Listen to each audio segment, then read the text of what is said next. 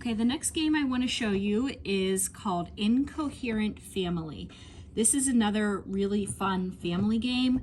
We play this with large groups of people, and it's a game where you have to guess the gibberish basically. So you'll see there's a card here and it has like words that you're like, what does that say?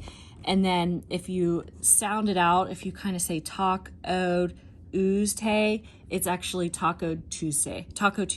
So the one person in playing the game will hold the hint card and the others in the group have to guess what that says. And the first one to guess it wins that card. So there is a hint on each card, so that's nice.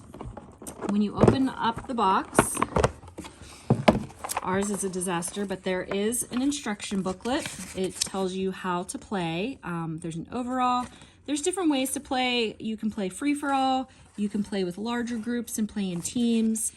This is a great game for easy executive functioning skills and like critical thinking, working memory. You really have to kind of think outside of the box. So that's kind of a nice executive functioning game for kids that have, or anyone that has trouble with problem solving and like impulse control. So there's all of these cards that on one side, it has the clue and what the actual answer is. And then on the other side is what you would show up and everyone would try to guess what this says. So this one is Hollywood Walk of Fame. And the box just has so many cards. We've played this so many times and we have not gotten to all of the cards. There is a timer in here, so you can use it with timed play, or you could choose to not do that. This is another way to work on impulse control and just planning and task initiation.